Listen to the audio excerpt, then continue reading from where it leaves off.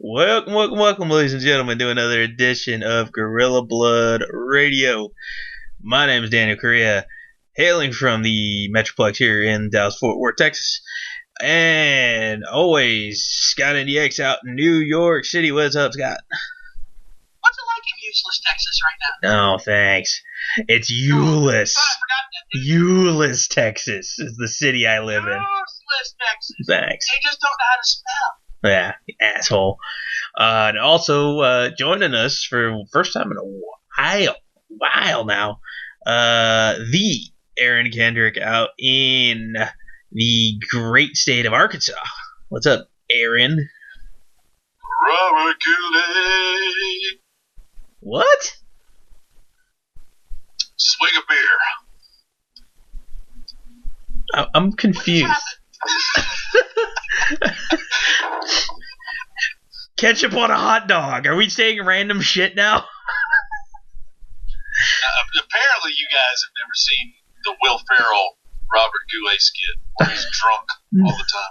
No. No, because you get better sense and taste than that. No. They're pretty damn funny, Scott. By the way, how are you doing? Will Ferrell, so no, they're not. Scott, it's been like a year and 3 months since I've talked to you. So, how do you do? Has it really been that long? Have I really been that lucky? I mean, how you doing, Aaron? Oh, man. Well, I thought I was doing okay. Thought I'd been caught up with one of my best friends. You know, one of my brothers. One of the people that I love. But, you know, just really glad to see the feelings mutual, Scott. Well, I mean, really, what else do you expect? It's me. Chinese food, I don't know. That's in about 20 minutes. Nice. So what was on the order now again? No, we're not doing that on the air. Oh, okay. Oh, we don't talk about what we had for supper. No, we don't do that anymore. Okay. I had Shotgun Dan's pizza. I don't know if you guys have ever heard of that. No, not at all. Well, it Does it taste as good coming up as it went down? it was a disappointment. Oh man. It was not my favorite pizza. It's all substance and no flavor. Well, lately I've actually had a thing for Pizza Hut, and I've never really had a thing for Pizza Hut.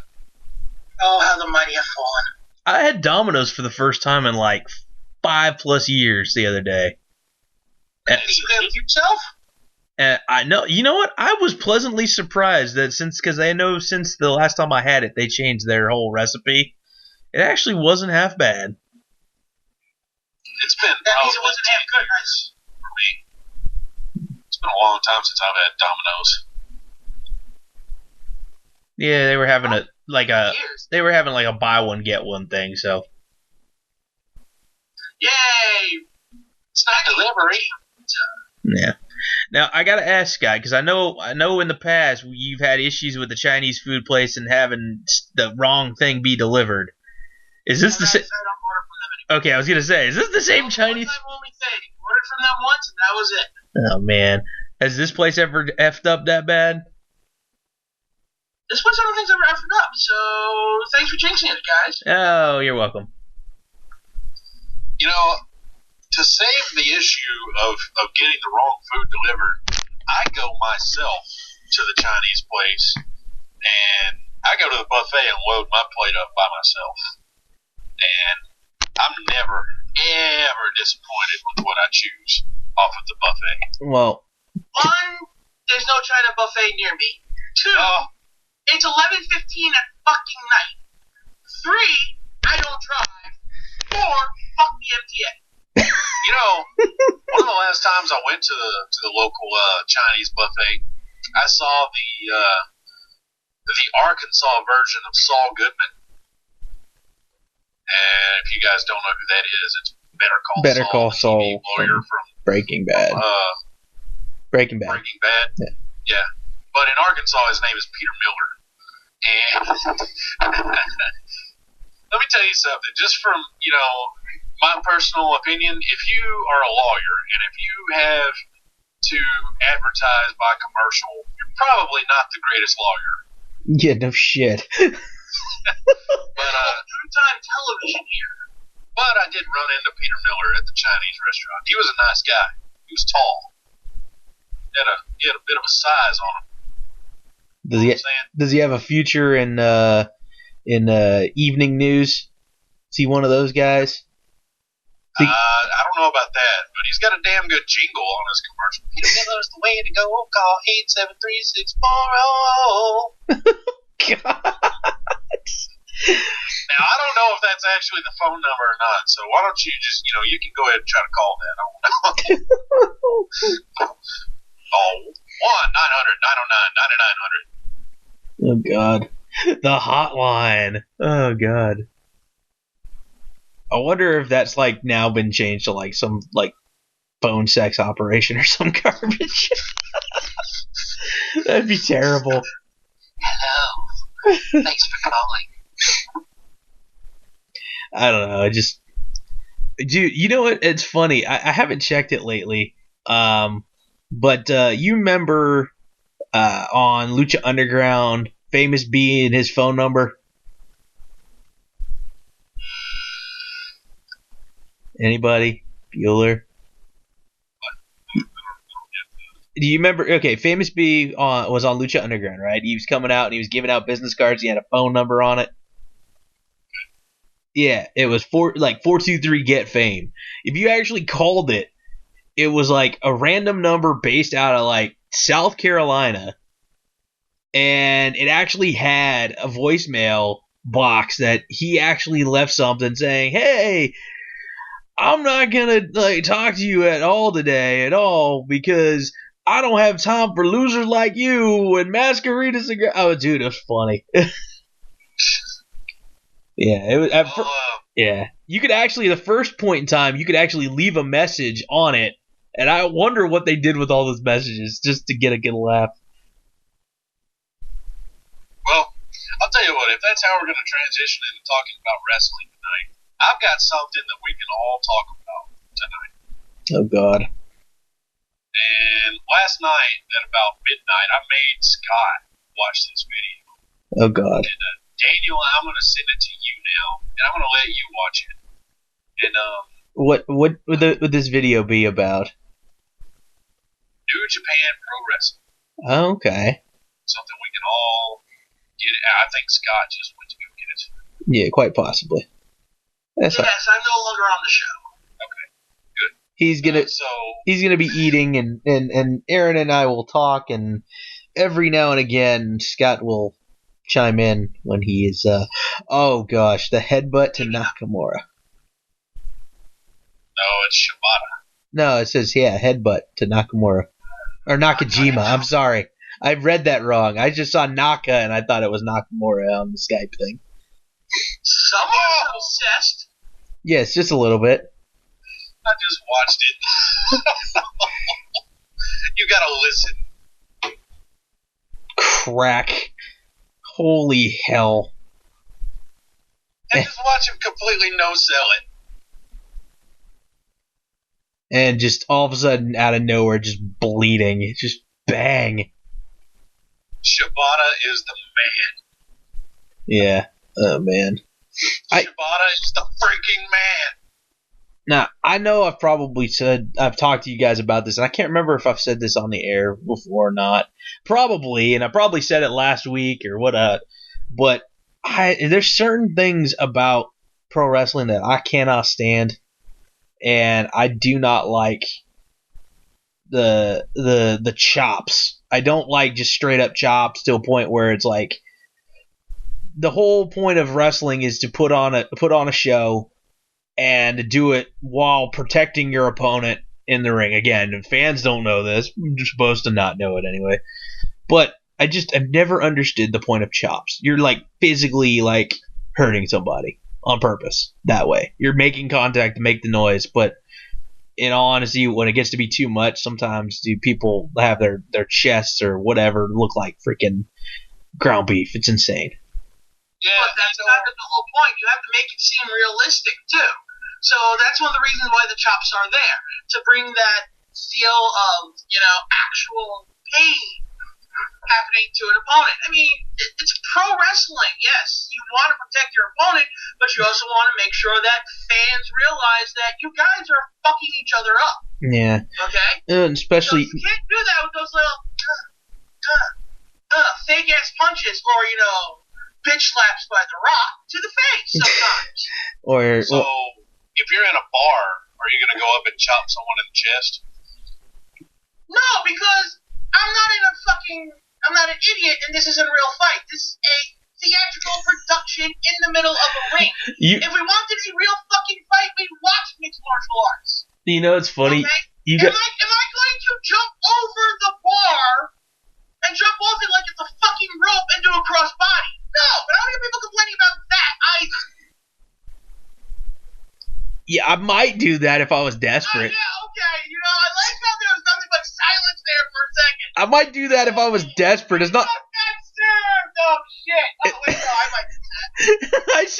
might do that. I might do that. I've never been in a freaking fight like that. No way. It's not like I'm going to go try to do a... If you get on a bar, you're falling to the other end of it. First of all, you wouldn't even need a place with a fucking bar. Nah. No, Aaron, you definitely would. You're probably drunk now. I wouldn't be doing no Hurricane Ranas or nothing. No comment. He is drunk. Holy hell. Good call, Scott. I've known this boy since he was 16. Yeah. I guarantee you, not once have you ever heard me drink a beer. I've seen him actually drink about 6 beers in like 2 hours. And be completely fine, right? For the most part, yes, shockingly. I have a high tolerance. I'm just putting on show for the lovable gorillas out there. All our gorillas in the audience. Y'all know what I'm saying? All them gorillas out there. Oh, Lordy. Yeah, all 3 of our fans. 2 of them being on the show. Yeah. Oh, man. Look, Mom, I'm on the internet. Yes. Oh, which means we can say whatever we want. yeah. You'd think, depends on what program you're on. Well, I mean, I think that means we can talk about Ahmed Johnson having a noose around his neck at WrestleMania 13. Oh, God. Oh, Lord. Aaron and... So, let's see. At WrestleMania, we've officially hung Ahmed Johnson and Big Boss Man. Yeah, well, and also later in that same match, too. Basically, the match we're talking about on WrestleMania 13, the Nation of Domination was taking on LOD and Ahmed Johnson. And the Nation of Domination legit brought out a giant fucking noose. It was insane. I don't understand it. And Farouk puts the noose around Ahmed Johnson's neck and literally tries to hang him over the top of the top rope. Because wrestling had balls back then? Like, they tried to do... and then, yeah, later on, too, they put the noose around Hawk's neck as well. Well, equal opportunity lynching. Yeah, exactly. I was just like, wow. Something I did finally hear the secret that ruined the stunt from WrestleMania 15 with Boss Man hanging. Okay. Well, he had a harness underneath his, Yeah. Really? You couldn't tell that he wasn't being choked? That he was taking a nap up there? Oh. I've never had a noose around my neck, and I've never been hung, so, I don't necessarily know what kills someone. I thought maybe it could have been the impact of snapping the neck. Well, technically, that's 90% of the time of how it's supposed to do it if the noose is put in the right place. If it's not, then you're just hanging there, choking to death. Having this conversation. Yeah, we're having a history lesson on Gorilla Blood. First of all, who brought this shit up? Yeah, Aaron. I could be eating fucking wontons right now, but no! You have to go, remember at WrestleMania 13 where they hung Ahmed Johnson? And then Hawk 2 afterwards, but remember when they hung Ahmed Johnson? One of the best matches ever was also on that card, so.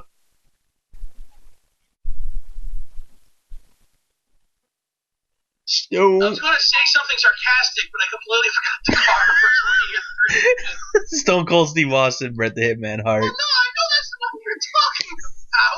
But I wanted to be like, yeah, man, blah, blah, blah. That was fucking fantastic. Yeah. Who, Goldust? Yeah, damn right he was. Billy Gunn and Flash Funk was fantastic. Match of the Year candidate right there, buddy. Of all the matches on the card, Sultan. of all the matches on the card, the first one you remember is the pre-show match. No, I literally just looked up WrestleMania 13. And back then, they wouldn't have shown the pre-show match to the general public. It would just been the people in-house. It was probably on the Home Shopping Network or something. No, they had that stupid shit free-for-all. Yeah. Oh, that's right. That half-hour shit where 1 year they actually defended the tag titles on that and had a tag title change. That's right. I forgot about that. And then they recapped it at WrestleMania. That's funny. Or whatever pay-per-view was on. I forgot they had that free-for-all thing. I remember they used to, what was it? They used to do, was it Velocity or whatever the show was that was normally on Sunday nights? So it was just Heat? Okay. I couldn't remember if it was Heat at that time still or if it was Velocity. Velocity was Saturdays at about 11 o'clock at night here in New York. It started off as Shotgun Saturday night, was on at like 1 o'clock in the morning. Yeah. You know, 3 episodes was live in like bars, and then there was just like, this is their taping shit now. Rikishi debuted on Shotgun Saturday night, and I lost my shit going, that's one of the fucking headhunters. My mom's like, isn't that Yokozuna? No, Oh, man. I've never seen a single episode of Shotgun Saturday Night. Oh, so you didn't see Perry Saturn fucking up some dude for shits and giggles? I thought that was on Jacked. Whatever. Jacked It was the main show, and he got, moppy for it. Yeah, it was, damn, what's that guy's name? Yeah, he stiffed Saturn, and Saturn just started seeing red. Jesus. Oh, who was this fucking guy to stiff Saturn? Mike Bell. That was his name. Mike Bell got it wrong. Yeah, you're right. Saturn's not a guy I would want to mess with. No, hell no. No, especially since he beat the shit out of a rapist one time. I didn't know that. Yeah, about like a few years after he fell off the face of the earth or something. Like, somewhere before an indie show, someone was getting raped. He fucked up the rapist before anything happened. Wow. Yeah, holy hell. That's... Alright, so let's talk about what you guys think about Sid. About Sid from Ice Age? Yeah, John Leguizamo was a good voice actor. What can I tell you? Psycho Sid, just as vicious. Psycho I Sid. want to see that on a fucking baseball card now. Psycho Sid Justice Vicious. Well, it would actually be a softball card. I want to see it on a hospital card. Yeah, I was gonna say, can I get that signed on the next cast I ever have to get? Around my legs. Can I get it signed on some sort of ankle support or knee brace? So everyone shits on Sid. I like Sid. I'm a fan of his. What do you guys think? Sid was a shit wrestler, but he made an impact, man. You know who he was.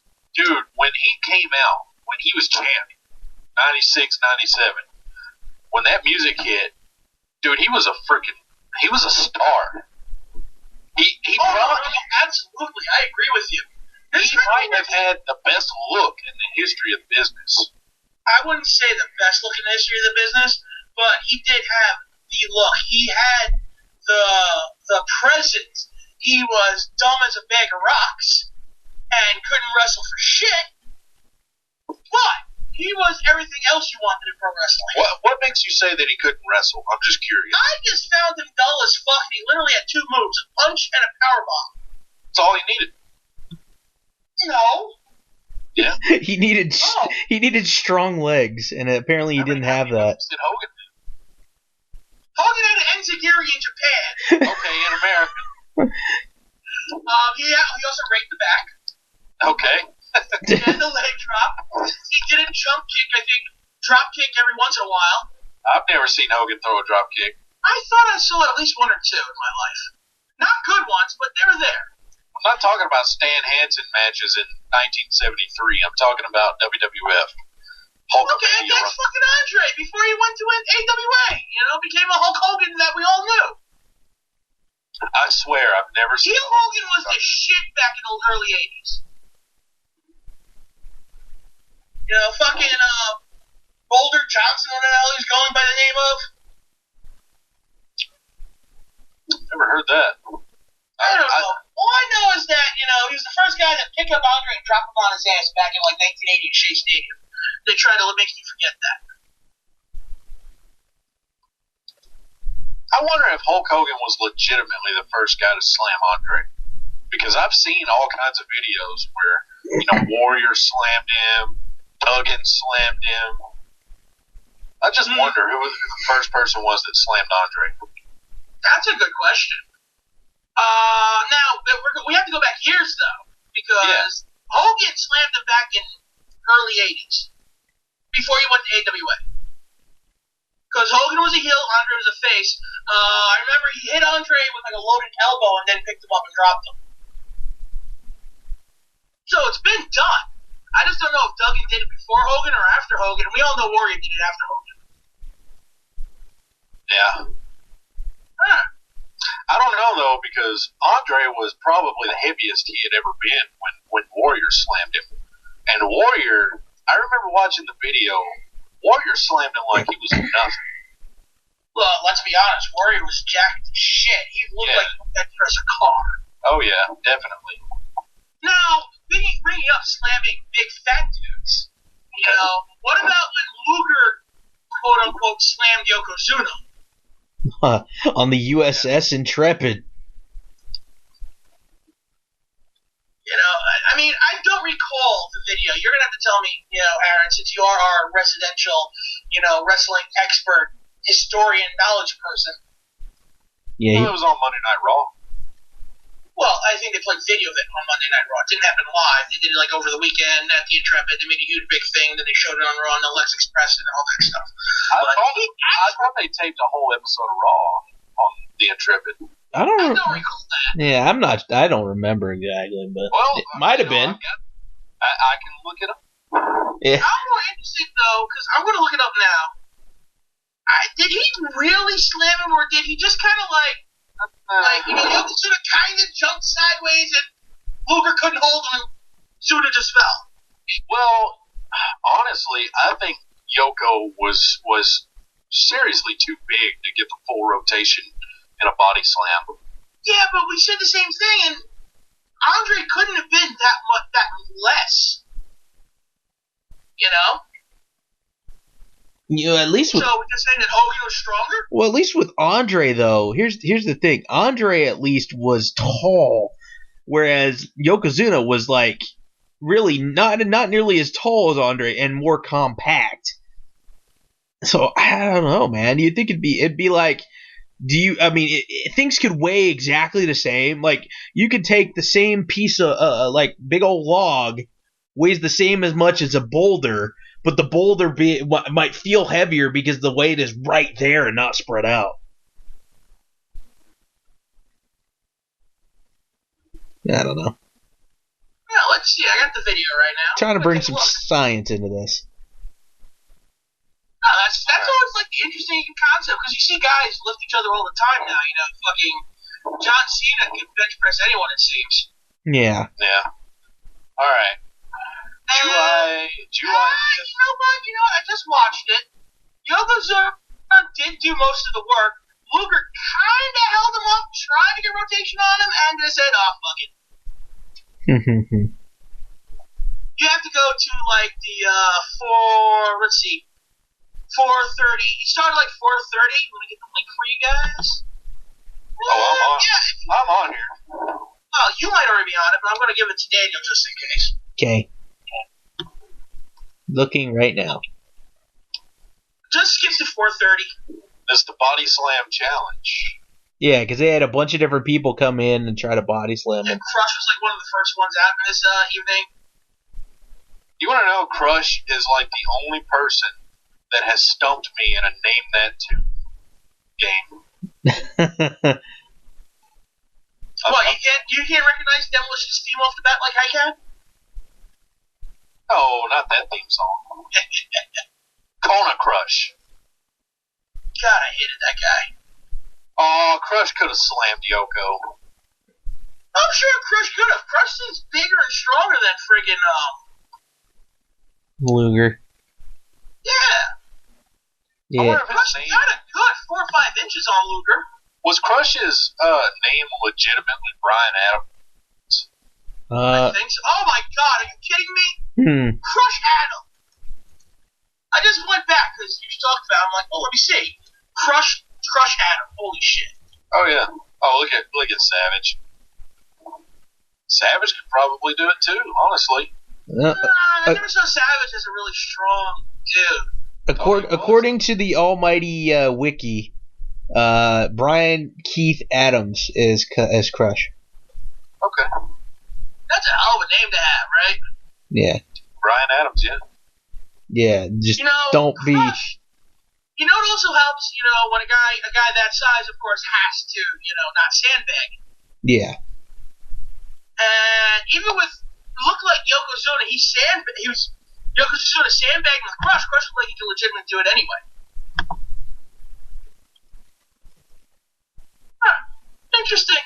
Oh, I don't know if this is gonna work. I put a video link in there, but I don't think it's gonna work. I think I gotta get you the regular link. It's something I want you to watch later on with the sound on, Scott. It's a video that somebody made, and it's a completely hilarious parody of Deadpool singing along to the Gaston song from Beauty and the Beast. I wanted to make sure I got that to you before I forgot. I'll try to open that later. It's hilarious. I really have no interest in seeing a live-action version of this movie. Oh, Beauty and the Beast? Yeah. Yeah, I saw it. You saw it? I saw it. How was it? The cartoon is better. It kind of, to me, felt like you know how when they try to do those live action stage plays on network television? Yes. It kind of had that sort of feel to it for me. Oh, that's depressing. Yeah, that's just my personal preference. So, but whatever. Other people I know liked it, so whatever. And I saw Power Rangers too, so. What'd you think of that? I didn't hate it, but Daniel doesn't like anything that most people like. I don't know if you've Well, we all talk about how horrible Daniel's taste is. That is true. I didn't hate it. It wasn't like I was like, oh my god, this is absolutely the best movie ever. I remember when there was a rumor out that Daisy Ridley was going to be the new Lara Croft. And I remember telling Daniel about this, and he just shit on that idea. Because, dude, she's not Lara Croft. Scott, what say you? Who? Daisy Ridley. Rey from Star Wars. From the neck up, that's fine. So you think she has to be some supermodel from the neck down? I don't say supermodel, but, there is an expectation for that character. Okay. I mean, look. I don't know what you guys think she is, but I love Daisy Ridley. She's not bad looking, but My favorite Kingpin was, Michael Clark Duncan, so. Yeah, dude, Daisy Ridley ain't bad looking, but she's no Lara Croft. I'm sorry. Like, seriously, go back to the original video games, and they basically crafted Lara Croft to look like Angelina Jolie. And there's no other, dude. I'm sorry. Honestly, Lara Croft, Tomb Raider, there doesn't need to be another series of movies for that. Exactly. And that's the one thing that kind of bothers me. It's like, I'm getting sick of, like, things being remade all the time. I don't understand why you just can't let them be and come up with something else. Even, like, dude, one of the previews, okay, they're making, like, another, like, King Arthur type movie. I mean, there's been a million of them. I don't think I've ever seen a King Arthur movie. Really? You never seen Sword in the Stone? No. Yeah, dude, there's a ton of those movies out there. So. My heart hurts so much now after hearing that. Yeah, Sword in the Stone is an excellent Disney movie. Scott, you're the movie buff. I don't watch a lot of movies. Last movie I went and saw was Rogue One, because I'm not gonna not go watch a Star Wars movie. But before that, the last one I saw was Suicide Squad. Oh God, I'm sorry. I actually didn't mind it. It wasn't my favorite movie, but oh my I God, didn't mind it. Shit. I didn't have high expectations. I've got it on Blu-ray too. I am doubly sorry that you paid for that. I did. My dad paid for it and he gave it to me. See, he didn't like it. I didn't have high expectations going into it, so I actually kind of liked it. Only because I had no idea what to expect. Okay, so I knew it was going to be shit, and when I watched it, it was shittier than I thought it was going to be. I'm just not a DC guy for the most part. Yeah, neither am I, but I still expect a good fucking movie because one of my favorite superhero films is Superman 1978. Yeah. Christopher Reeve made me believe a man can fly. Well, Spider-Man has consistently been my favorite superhero for a long time because to me he's the most realistic. About as real as you could possibly get for a superhero with fake powers. He's a regular guy, and he's. I don't understand. I don't understand like all the different versions of Spider-Man that basically, one he actually has the thing shoot out of his wrist legitimately, and then the other times it's the web backs and what the hell? Well, they thought that if he could come up with his own web shooters, then he should be brilliant enough to not be living off of a pauper's pay life and, taking photos for a living. Exactly. It doesn't make sense. Well, then that's why currently in the comic books he's a rich bastard who owns his own company. That's weird. That's even weirder. Yeah, no one really likes Dan Slott lately. The guy who's currently writing Spider-Man. Yeah. Like the last 8 years. Yeah, no. Sometimes you're just on a character too long. Part of me almost wants to see more of I would love to have them do more I know this is gonna sound so cliche considering I know Disney's done it now, but I want to see more so from the villain side, the villain's point of view. Like with the Justice League, we got you get to see everything from the Hall of Justice, and then you got to see the other side with the villains in there. Meanwhile, at the Legion of Doom. Exactly. I would love to see them do something from the perspective of the villain on a regular basis. Even I know we got to see a little bit of it in the Spider-Man movies and stuff like that with Doc Ock and stuff like that. The majority of him, and his backstory. But I would like to see something soon enough of okay, how, I don't know. It just seems so odd to say it, but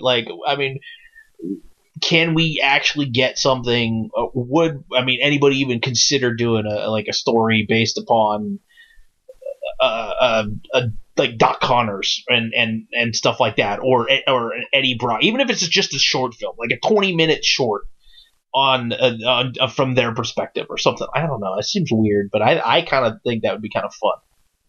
I want a slice of life movie starring superheroes not having to be superheroes for a day. What do they do on a Wednesday when the world isn't being threatened? Interesting. What does the villain do when he's not threatening the world on a Wednesday? Why does he do that Monday and Tuesday? Why does he do that Thursday after he's failed? That'd be fun. He goes to that counseling thing from Wreck-It Ralph. See, I love that. Dude, that is such a good little movie, man. One of the best movies that I've seen in a long time is Wreck-It Ralph. I love it.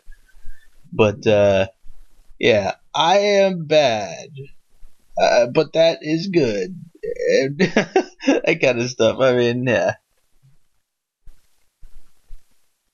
Just because you're a bad guy does not make you a bad guy.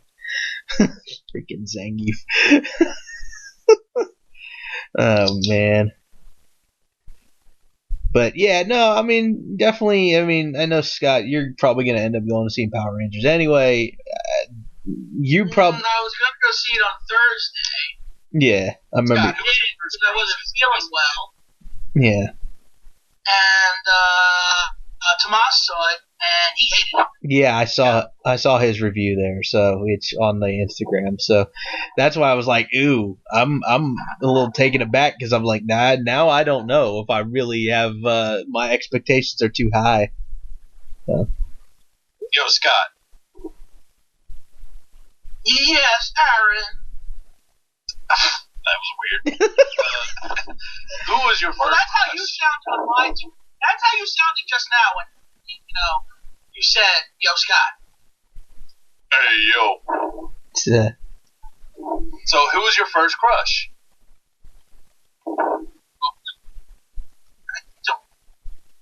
Are you talking basically just so we can answer the Pink Ranger, Amy Jo Johnson? Kimberly. Yeah. Yeah, mine was different. That probably happened. Aaron, did you just say my favorite? Mine was actually a different Kimberly. Yeah. Are you thinking Diamond Dallas Page's wife? She's the reason I've seen the 40-Year-Old Virgin more than any other. Oh, good Lord. Oh, man. That's funny. I won't ever forget watching Kimberly. That's freaking hilarious. Oh, my gosh. The WWE Network is a beautiful thing. Oh, man. The freaking... honestly, dude, I mean, as much as... Did you ever get the sound of that Nitro Girls song out of my head? That ow, ow, ow. What? They used to, come on, you guys know it. I know you do. They would come out and dance, and at least once in every show, they would have this freaking rave music playing, and like every fourth note, the voice would come in, ow, ow, ow. I don't remember that. Oh, yeah, you do. No, I don't. Honestly, I don't. I basically, if I seen the Nitro Girls, it was like lose all control of like anything else but just eyeballs glued to television screen. So you lost bowel movements as well? Basically, yeah, shit all over the place. Well, that's depressing to know. Oh, man. I'm gonna find one. Yeah, I honestly, I watched WCW. I didn't watch it enough to really pay that much attention to notice that stuff.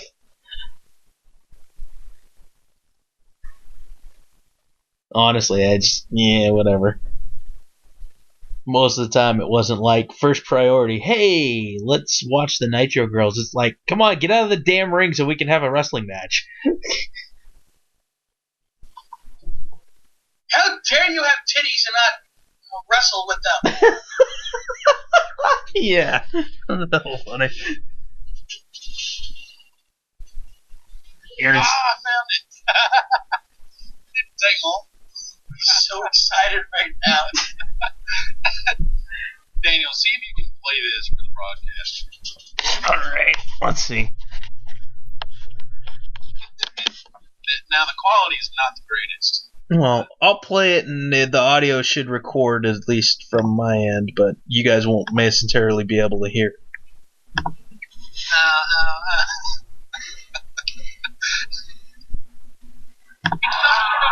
I'm going to go watch the Wizards. I know this major decision by Sting is not going to go unanswered by WCW. Well, Tony, all we've heard is Sting going to join the NWO Red and Black, or is Sting going to join NWO Hollywood, the Black? The silence is deafening right now. Yeah, I mean, I played it, and hopefully the audio picked up. Yeah, it's just, yeah, it's dumb. It's just, yeah, it basically is what Aaron was basically saying. You hear just whatever random beat in the background, and then the sound of just a voice going, ow, ow, ow. So, so whatever, man. You did a good job of talking about that. Yeah. Can we not play it? I played it, but not you. For some reason, you guys can't hear it. I don't know why. Well, play it again, damn it. I did. Play it again. I'm not gonna play it again. So. I would play it if I could get it to come through the stream. Does not work. Oh well. Does not compute. Thank you, Aaron. You broke the show. It's like you're. Are you proud of yourself? I'm just gonna keep watching Whisper here. Oh goodness. Isn't that Shawn Michaels' wife? Proud of yourself? Yes, it is. Shawn Michaels' wife. Wow. Excuse me. I gotta say, Shawn Michaels did a great job. I just happened to open up Twitter for like the first time in a while. And it just so happens on the people you should follow list, all of a sudden I just see, holy hell, it's Shelly Martinez. I think I'm following her. I just went, damn. I have seen her in a while. Since we're talking about Nitro, kind of. Oh gosh. I've been watching some retro Nitros. Scott, did you realize that Nick Dinsmore was in WCW? No. He was a job guy. And I never knew that. Just I did not either. Well, someone has to do the JOB. Yeah, well, and shoot, on the PPV. Aaron sent me a video of what was it, Virgil? Oh my God! Yeah, when he killed Buddy Lee Parker. Yeah, Aaron. God. I'll bring up the GIF and then send it to you, Scott, if it'll work. I don't know if it's Virgil fucking up. Who knew? Yeah, exactly. Why isn't this going? Dude, it was the crazy. When Lance Storm sees it on Twitter and replies WTF, you know it's bad. Okay, I don't know if this is going to show up for you if you click on the link, Scott, because I'm logged in, but I don't know if it'll go if you're not. So there you go, Scott. Should take you right to. I gotta do Twitter shit now? No, it shouldn't go, I don't think. Okay, it's working. It's working. Tiger Pretty bad, huh, man? He basically tries to suplex him up and out of the ring, and then he lands almost headlong on the apron. Doesn't even. Yeah, it was bad. Keep watching it. Yeah, that's back when they had the. Self on purpose. Yeah, that's back when they had the show on the sound stage with the ring on the little rotating stage. If they wanted to spin the ring around, they probably could. Different direction. Yeah, it's stupid. All right, so I was gonna say this a second ago. I've been watching some retro Nitros, and I've gotten to the build-up for Halloween Havoc of 1998. You know, the one that infamously the pay-per-view shut off before the main event started. And so I was watching one episode the other night, and I fell asleep. And when I woke up, the first thing that I saw on my TV was Chucky. And I thought I was still asleep. I was dreaming. But no, seriously, Chucky was on Nitro at one point. And wasn't he feuding with Rick Steiner because, fuck the Steiner brothers? Yeah, he was feuding with Rick Steiner. I guess you could say that. Daniel, if I send you this, can we play this on the screen? I can try, and then again, you'll hear it through the audio I'm recording, but you guys personally won't hear it. So, Well, yeah. So Chucky actually cut a pretty decent promo on Nitro. all right, here I'm gonna play it real quick. Stand by.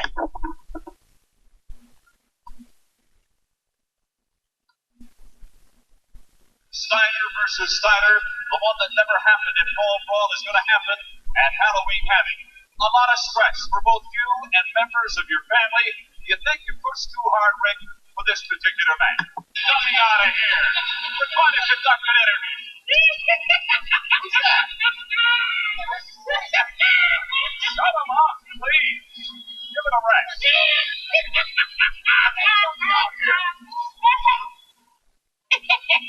What? Cue ball. Who you calling a dummy? You're standing there with a genetic throwback Marxist. All right. I played a little bit of it. I basically for you guys listening here. Excuse me. Wow, that one caught me off guard. Yeah, I played a little bit of it. Basically, Chucky's laughing, and Steiner's like, "Who the heck is that? What not?" And Chucky makes it. No, first Mingy, get that dummy out of here. Yeah. So. Who are you calling a dummy? Yeah. Baldy? Yeah. So. Hey, product placement, guys. Yeah. Too bad the movie was shit. Yeah. Which way? Well, I was gonna say, which one was what's the one? That should have been Bride of Chuck. Yeah, Okay. Bride of Chuck. That's funny. I mean, it was better than the time they brought in RoboCop. God help us. It was better than the time that they brought in, all of Kiss. And a year of a guy dressed like, Gene Simmons. Hey, Kiss Demon. What was the demon's name? Baseball player. Dale Torborg. Dale Torborg. Okay. That was the demon. I gotta say though, I was 5 or 6 years old when that was going on. Oh God, I was so fucking old. The demon really freaked me out when I was. Well, you were a child. It should have freaked you out. Yeah. I don't think the demon was that much of a failure.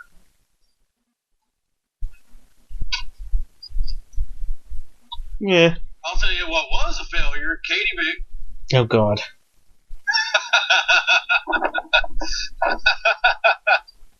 Honestly, Katie Vick is more of a success than Kiss Demon is, because we always talk about Katie Vick, we barely bring up the Demon. I guess if you use the logic of the WWE, hey, they're talking about it, pal, it means it's good. Sure. Whatever Well, you the only way you're going to be a millionaire and keep that million is to be fucking stupid. It's like when everybody boos Roman Reigns out of the building. Hey, pal, they're talking about it. That's good. He's babyface. Honestly, a lot of wrestlers would rather be booed than have you just sit on your hands. If they were fucking quiet when Roman Reigns came out, it'd be a whole different story. Yeah. Yeah,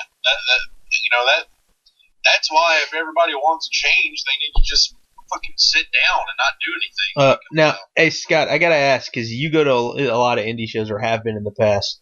Have you ever had a guy come out to the ring that you absolutely hated, and you legitimately stood up and turned around and had your back to him as he walked by you? No, I did that during the match while I was ripping into him.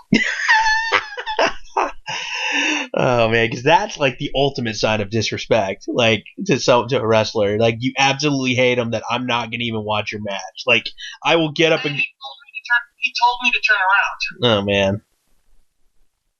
And then during intermission, I said, "Man, that was fun." He's like, "Man, at least you were doing something. I'd rather someone boo me than just sit on their hands and do shit. At least you got a reaction." Yeah.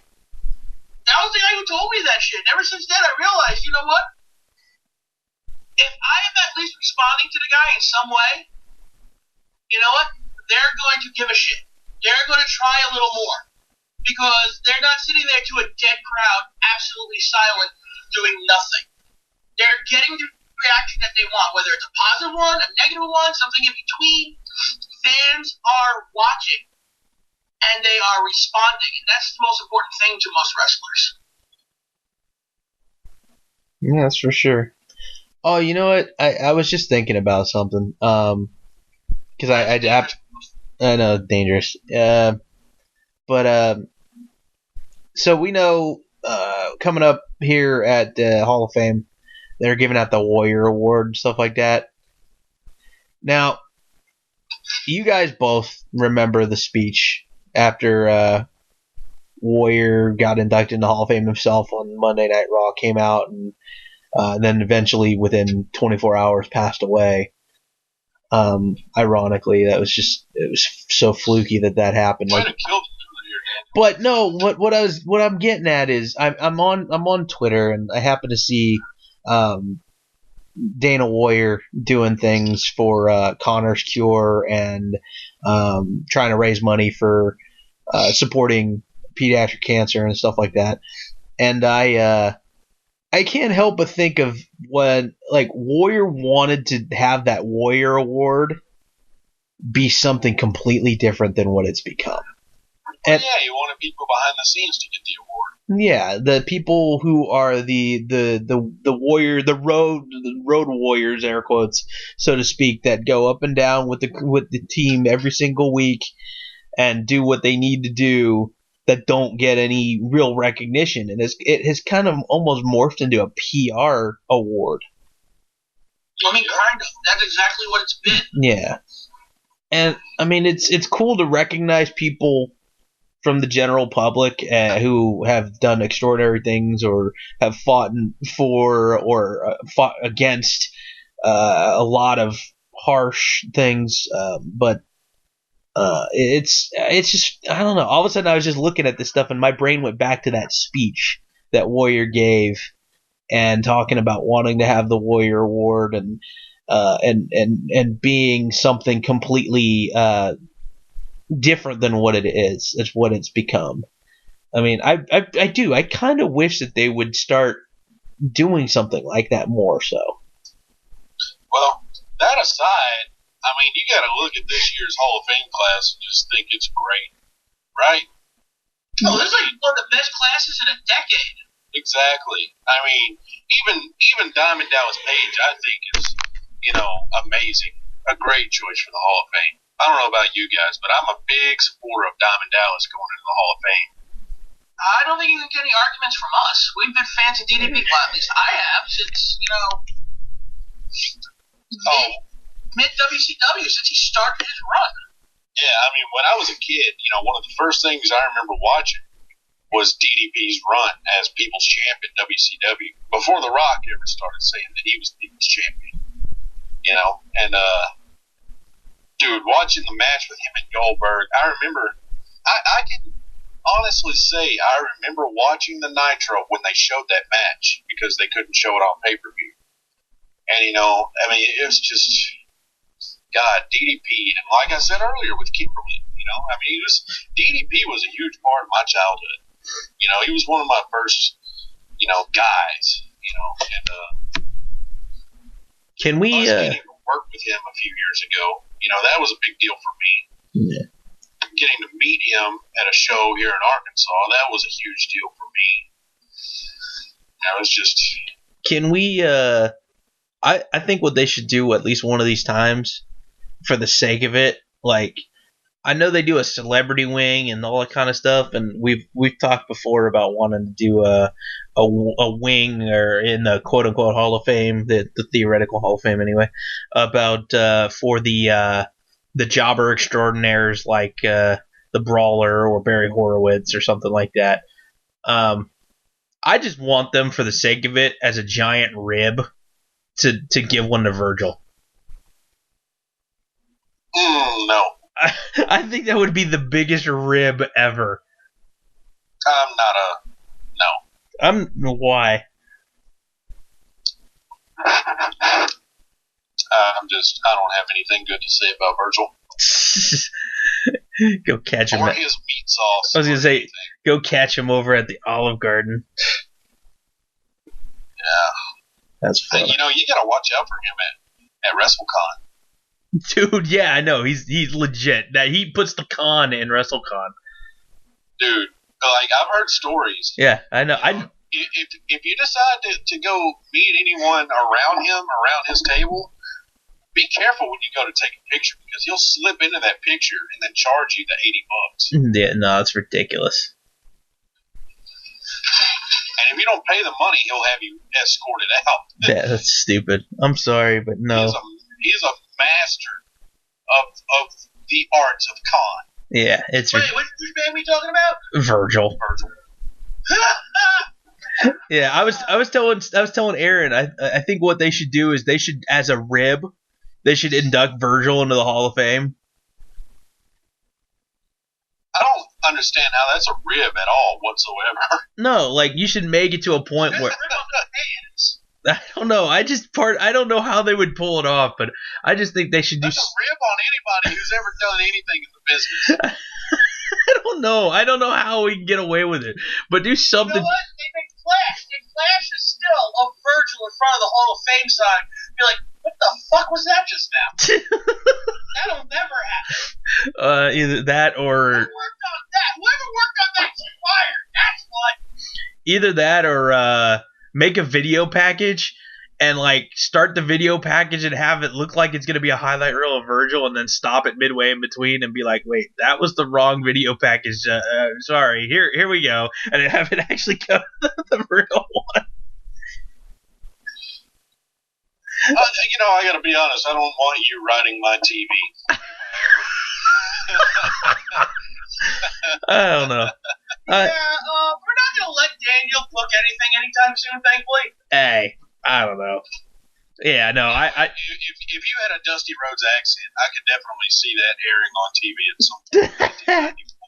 Yeah, no. Hey, baby, we're gonna do this, baby. We're gonna make it go up on the screen. We're gonna make everybody look at it. You know what I mean, baby? We're gonna make everybody think we're gonna do something with Virgil. Yeah. Jeez Louise. That's not very good. Yeah, I've seen heard stories anyway about Virgil trying to con people out of money for autographs and stuff like that. Yeah, baby, we're gonna do it because my name really Virgil. You know what I mean, baby? The best way to prevent that from happening, ask Virgil to take the photo for you.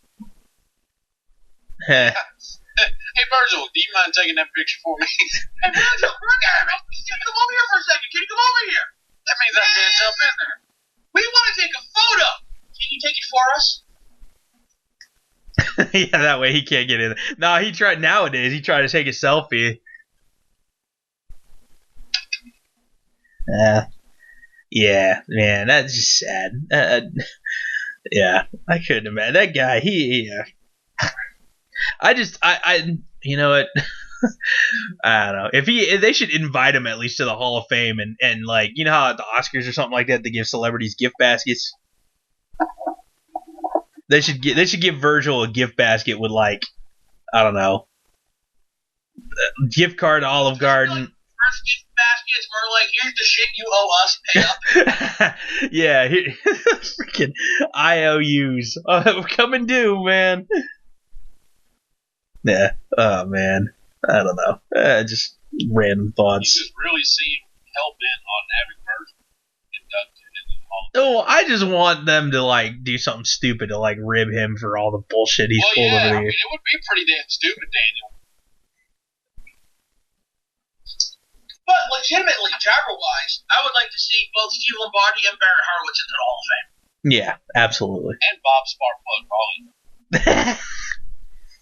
I liked his run as Hardcore Holly. I don't think he was a main event caliber wrestler, but you need your mid-carders. I think if they got behind him enough in 2004, when he came back from that broken neck, he could have done something. Well, he kind of did. I mean, when it came to helping Cody Rhodes' career. Well, that was like 5 years after this. And he was an integral part of ECW starting up for a little. Yeah, dude, He could have gotten the ECW championship. They never got behind him. Yeah, it's funny, dude. Like, still being able to find the footage of Hardcore taking that bump through the table and then his back just all lacerated. Now, I would have happily had Hardcore win the ECW champion, because that was a good mid-card title for guys you wouldn't expect to have a title. Yeah. And I think ECW could have been a good show to showcase people that you don't normally see, but they didn't take advantage of that. Yep. Instead, they gave. But now, if NXT was around 10 years ago as the current NXT, I think he would have been perfect for that show as the veteran who, is there trying to teach the youngins by beating the fuck out of them. And maybe running with the NXT title. I would not be upset with that. Yeah. What could have been. You know what? I know everybody's gonna hate on me for this. I didn't mind WWE's incarnation of ECW. It was not the original ECW by any means, any stretch. Well, that's why it was WWECW. Yeah. I was fine with WWECW because it gave us Elijah Burke. We had Monty Brown for a little while as Marcus Corbin. Oh God, I miss Monty Brown. Dude, me too. We got too. Big Zeke, dude. Ezekiel Jackson. Oh, shut up. Dude, come on. Fine. What they did with Viscera, Big V. Yeah. Hell yeah. Big Show had a run there. And Striker were awesome together. And Big V still has an awesome theme to this day. Yeah. Extreme expose. Yeah, Kelly can't get her top off. Fuck that, he gave us Layla now. And Brooke. Yeah. Brooke Adams. Oh, yeah. She was the best ass in the business until Alexa Bliss came around.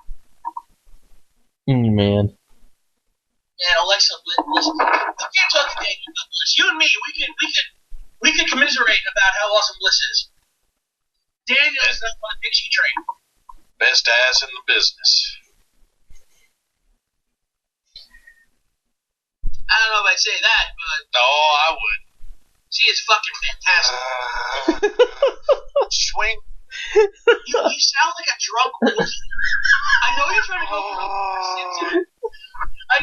for the Homer Simpson. Homer Simpson type of gargle thing, and you just sound like a Wookiee that's sick. Like a Wookiee that's about ready to throw up on Yoda before Star Wars 3 ended.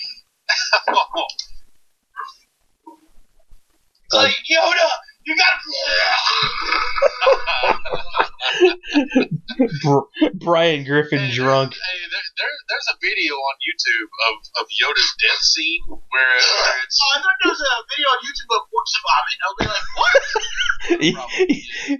what? Every single Wookiee participating in the Star Wars Christmas holiday special. It's like the open for Scary Movie 2 with Wookiees.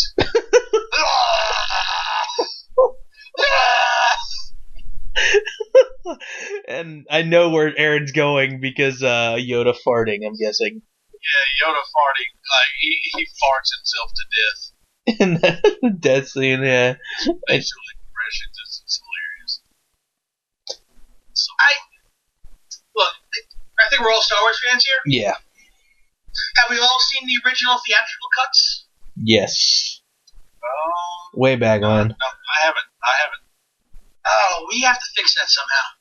See, I have the special edition VHS releases from the late 90s. Still, you know what? When I go back to the Salvation Army, if I find some old-ass VHSs, I'll pick them up for you. I'm not the special edition, the pre-special edition ones. Yeah.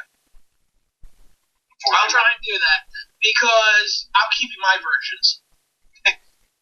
Until I can find that last one on DVD. Well, no, fuck, I'm going to keep them anyway, just because I watched the shit out of them. They probably don't work anymore anyway. Yeah, when you watch the DVDs, and you watch them progress, like, they kept changing. And the one thing that probably pissed me off the most, they got rid of Puppet Yoda in The Phantom Menace. Yeah. You know, after going back and watching the original ones, and then when you go and watch The Phantom Menace, and you can just tell how much CGI they really used. And that's not even what bothers me. Look, I don't mind CGI if CGI's done right. Like, let's look at Rogue One and The Force Awakens. Like, that's CGI done right. You know why? Because it combines CGI and practical effects.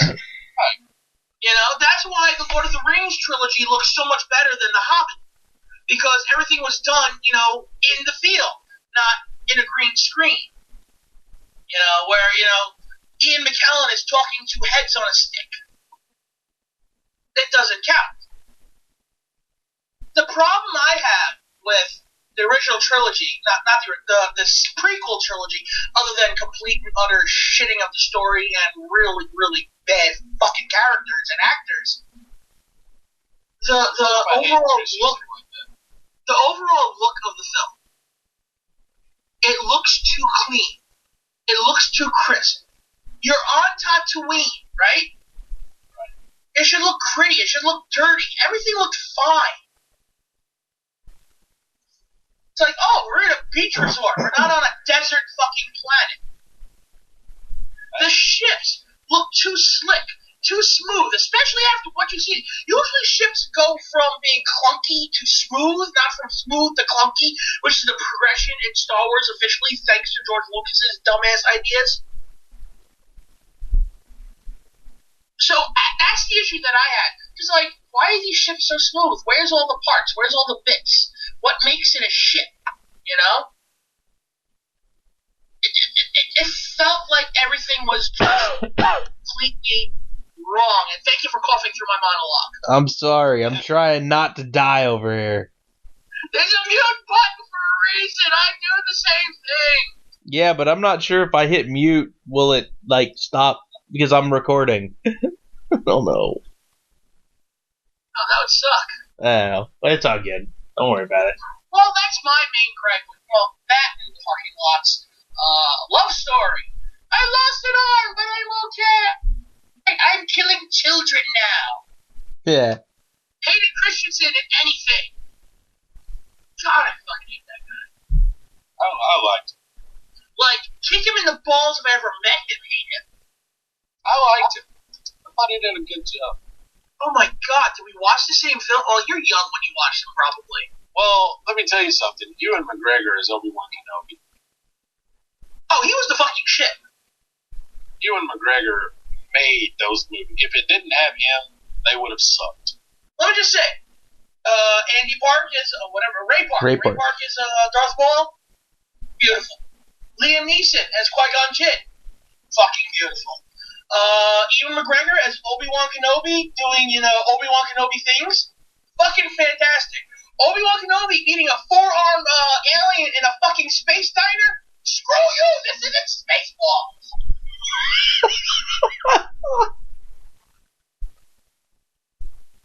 That's funny. Hey, let me tell you something, though. When I went and watched The Force Awakens in theaters, It was so beautiful. when I saw Poe Dameron shoot at Kylo Ren in the beginning of the movie, and Kylo stops the blast in midair, and it stayed doing it. I almost jumped out of my freaking seat. Oh dear God. I marked out like a little bitch. Dude, I did too. I legitimately almost came out of my chair in the middle of that theater. And like you're sitting there like, oh shit, the movie just started. I know. Dude, I still, every time I watch it, I just get that same feeling. Oh my god. Even like you're sitting there like, well, Ren's my new favorite Sith. Dude, oh my god. Words can't put in, it just can't describe how I felt when I saw that for the first time. That's when I knew that these new movies were in good hands. And after Rogue One, I completely just can't wait for the next film. I'm ecstatic for what's going to happen at the end of this year. I can't wait. Well, and we also get a Han Solo backstory too, origin story. Han Solo. I don't know how I feel about that. Yeah, Han Solo is Harrison Ford for me. Well, it's more just the fact that, look, they're old already. You don't need to make them... We've already passed that point. I would mark out... Why don't we focus on new characters? The one reason why I loved Rogue One so much was the fact that we got a series of new characters. Granted, we got them only for one fucking movie, which was depressing about that.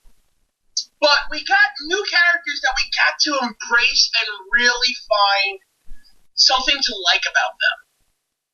Yeah. Or to hate, because Cassian Andor was a dick most of the movie. Yeah, I don't know.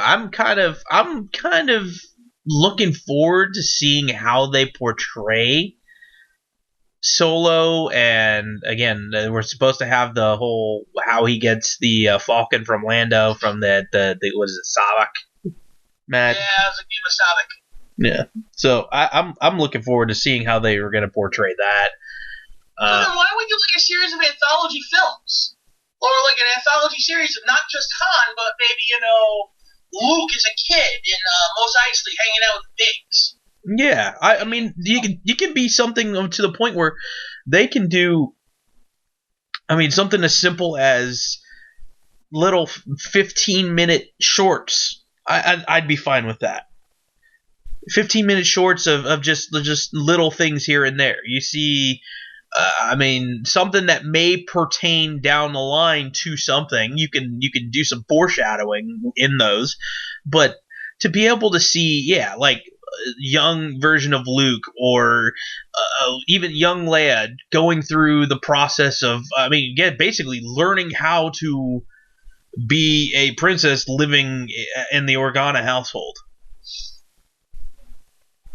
I would mark out for an Obi-Wan origin story. Yeah, the Obi-Wan story as well. That would be cool. Yeah, and then what we... Let me just tell you something. Even though I don't watch it, Star Wars Rebels, it's a cartoon on Disney XD. It's in its third or fourth season now. It's within continuity of the current Star Wars saga. It is canon right now. And I'm not saying that because one of the characters' name is canon or some shit like that. That's funny. No, it goes in line with the actual Star Wars story. Yeah, it actually takes place 5 years before Star Wars. So you might see characters like K2SO in it at some point. And Obi-Wan and Darth Maul finally just had their final battle. Exactly. All these years later, and Darth Maul kind of found some solace in his death, apparently. Yeah, there was some dialogue I know that has a lot of people talking. Wait.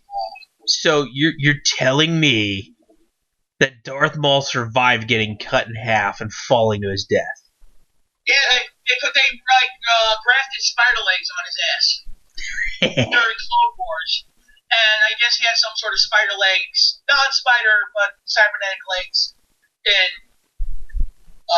Rebels. I mean, consider... But Obi-Wan showed up in the show, killed him, and eventually it looks like Obi-Wan is contemplating his future within the rebellion because he's looking off into the distance, and he's looking at it looks like Luke's hut as a kid. Because remember, this takes place officially 5 years before Rogue One, because Chopper, the droid in the cartoon, is actually seen in Rogue One. Yeah, I missed that. Alright, so Scott, I have a question for you now. And this is one that Star Wars fans debate. So, in your opinion, who truly was the chosen one? Luke or Anakin?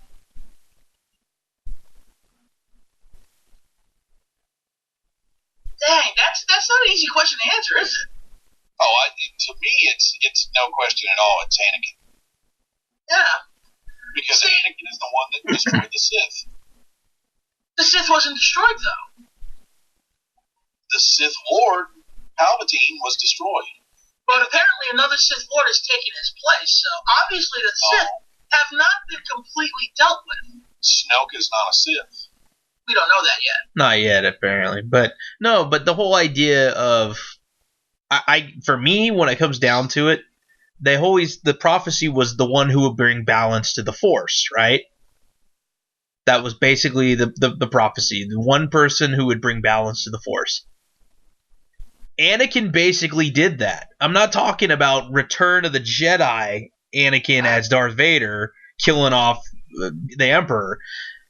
There were literally a shit ton of Jedi, and the Emperor and Darth Maul, and then Darth Maul died, whatever. He legitimately brought balance to it because it basically became there were two legit Jedi left, Yoda and Obi-Wan, and then the Emperor and Darth Vader.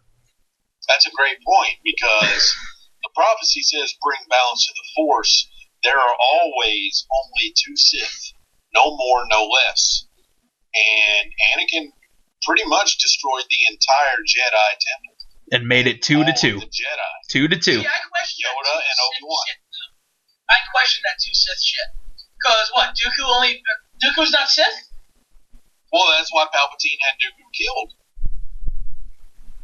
Yeah, but what? Dooku only showed up after fucking Darth Maul died? Come on, Dooku was not a young man. You think he wasn't a Sith Lord for a long time? Dooku was a Jedi before he was a Sith. Because his Sith name was actually Darth Tyrannus. I'm still very questioning of that two Sith at the same time thing. I think that might be a myth that the Jedi want to use to appease themselves. Maybe. Dooku turned to the dark side after Darth Maul died. Well, we do in episode 1. I mean, not episode 1, episode 2. I'm sorry, when Obi-Wan goes to Kamino. And goes to check on the clones, and he actually talks to Jango Fett, and he talks about Cypher Dyas, which, to my knowledge, I don't know for sure who that actually is, but Jango Fett actually says, hey, I'm sorry, I dealt with someone named Tyrannus. So, could he dealt directly with Dooku. So that was Dooku playing both sides, kind of like how Palpatine did as Senator and then the hidden agenda of the Emperor. Nonetheless, there are a few things that were good about the prequels.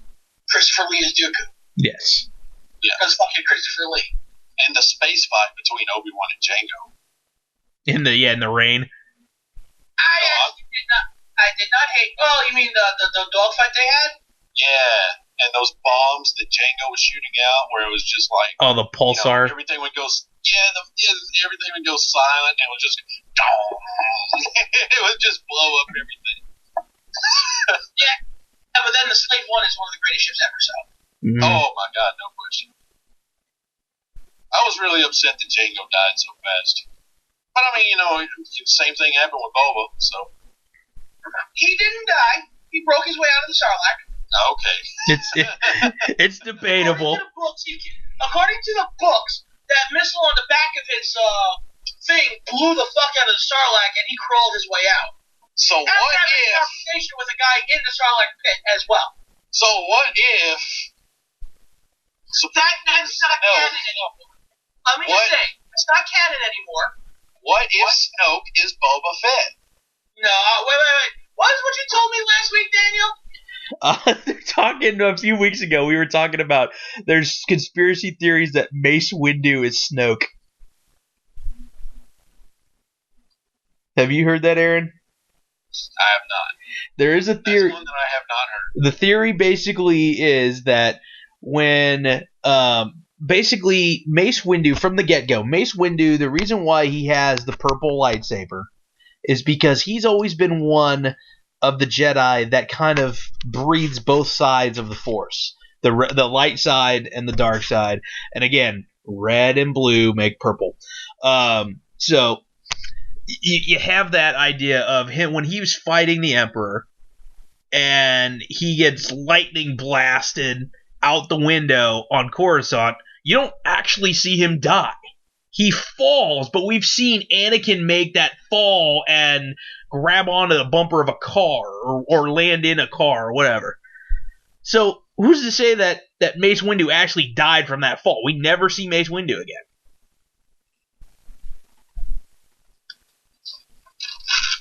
And all it was that little bit of a push to zap him from being in control on the light side to totally on the dark side. Nah, I'm pretty convinced it's Boba Fett now. Oh God, it's not Boba Fett. Well, don't worry. We all know when you get a weird idea in your head, you run with it till it's dead. Oh, I'm pretty damn sure that General Snoke is Boba Fett now. No way. Well, Darth Maul lived this long. Maybe Qui-Gon Jinn never really died. Maybe it's Qui-Gon. I'm gonna do a little search here. Or maybe it's Jar Jar. That's another one. that is another one. Yeah. They came out and said in canon that Jar Jar Binks is still alive and he lives on Coruscant.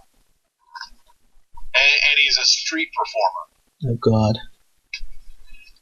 That's so Is it funny. wrong? I don't want to see him show up now. Like he's like the equivalent of a Star Wars clown. That's what Jar Jar Binks is now. Because that's what he wasn't before. Yeah. Well, I mean, he gets paid to perform on the streets now. In Coruscant. Okay, I just went and did a search on some of the theories of Snoke. One of the theories is that it is Darth Plagueis. You in episode 3, I believe it is, we do get Anakin talking with Palpatine about how there is a way that you can stop people from dying, and he goes, where can I learn this power? And Palpatine says, not from a Jedi. Well, Darth Plagueis is supposedly the one who is able to conquer death and be able to, like, essentially create life, to resurrect life of his own. I think something that's, I guess that's how the legend goes. So that's one of them, is that it basically is implying that Snoke is going to be Darth Plagueis. Palpatine himself has been resurrected, kind of thing. That he didn't die because, again, he got tossed. I mean, he got tossed. What is it? Down into the pit thingy on the freaking Death Star. Again, it blew up, so you're kind of thinking he's dead. But I mean, who knows? Emperor Palpatine is no longer with us. Yeah, that's what I would think so. Let's see here. What else do we got? The theory is that the possibility that is Grand Moff Tarkin is another one now that is out now. You never actually see Grand Moff Tarkin. That's what I'm saying. I mean, I don't understand, but like Tarkin was blatantly standing on the thing going down with the ship. He stood there going. Yeah. I don't know. That was funny. One of the things that I've seen on here on one of these little websites, the Mace Windu one, obviously. The also could be, again, going off on the Rebels thing. The Grand Inquisitor is also one of the names that comes up. So yeah, most of us who don't watch that show don't know who these characters are. Yeah, well, you watch Rebels. You just said, right, earlier. No, I don't. Oh, I thought you said you watched Rebels. That I don't watch Rebels. Oh, I thought you said you watched Rebels. Just kidding. See, Aaron, how much he listens to me? Yeah, I know. I'm sorry. I was coughing and almost dying over here. I was pulling a Harry. That's your problem. Problem I know all too well.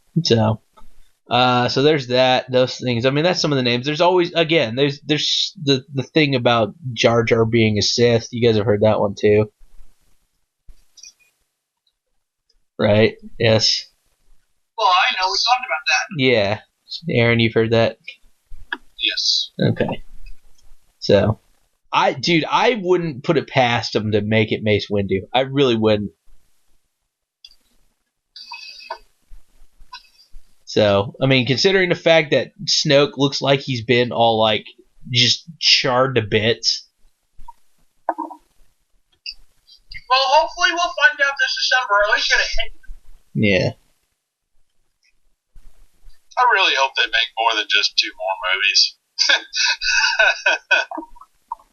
I don't want to stop at episode 9 or whatever. Well, that would be for this trilogy. Doesn't mean that the next characters can't have their own trilogy. I think they should keep it going like the James Bond movies. Yeah, It's just a never-ending story. That's another one, dude. Like that has the whole theory about the 007 is just a moniker handed down to different people. You've heard that one? Yes.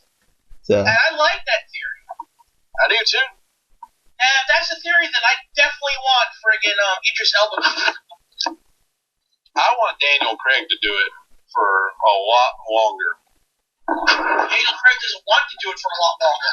He hasn't made up his mind yet, Scott. Yeah, if you're this hemming and hawing at this point, you probably don't have much more left to do. Well, he sounds like he wants to do it a lot more than he did right after Spectre. Because right after Spectre, he said he'd rather slit his wrists. But now he says he's thinking about it. God. That's a lot of progress. I wish I was dead. You know, Spectre was a damn good movie to me. I saw it in theaters, and I thought Batista was fantastic in it. Oh, me too. You know, it's hard to follow Skyfall, though. Skyfall was amazing. Didn't see him. I still prefer Casino Royale. Casino Royale might have been the best. I saw that one. How great is Daniel Craig in James Bond? I'll say this. Aaron, I watched Skyfall recently. It was much better the second time. It's better every time I watch it. I've seen legitimately 2 James Bond movies ever. Oh my god. And they're both the first two Daniel Craig ones. Can we call in Corey and have him talk to us about James Bond? Corey would kick your ass over the phone. Really? Corey is a huge James Bond fan. Oh man. Yeah. Corey bought that 20 Blu-ray set when that Okay. shit came out. Yeah, one of my good buddies from high school was super into it, and I was like, I don't care. I've read a few of the books. I've read Dr. No, Casino Royale, and Goldfinger. Yeah, he gave me one of his extra copies of Goldfinger. It was he got a brand new copy of Goldfinger, and he's like, here, you can have this DVD. It's opened and it's sitting on my shelf, so it looks like it's watched. I have not watched it. I freaking just don't. I just am not a 007 guy. I really am not. December. I know. That's exactly why we had DVD December for. Goldfinger was one of the best. And it's one of the best books I've ever read, too. I gotta say I prefer Goldmember Oh God. more than anything. But Goldfinger was pretty damn good. The book was great. I've seen more Austin Power Casino Royale movies. might be the best, though. I've seen more Austin Powers movies than I've seen 007 movies. Well, if you would watch some of the 007 movies, you would understand Austin Powers a lot more. I'm sure I would. Even if you just watched the 4 Craig films, you'd be better off. Yeah, because I saw. Who does number 2 work for? Yeah, I saw Casino Royale and what was the other one? The first one that he did. Quantum of Solace. Yeah, those are the two that I think I saw then. Quantum of Solace wasn't bad. Wasn't at his best, though. I was gonna say, what was the movie that Daniel Craig was in with Liev Schreiber? It was the whole during the Holocaust, they were trying to help the Jews hide in the forests and stuff. I don't know. Oh man, I can't remember what that was called now.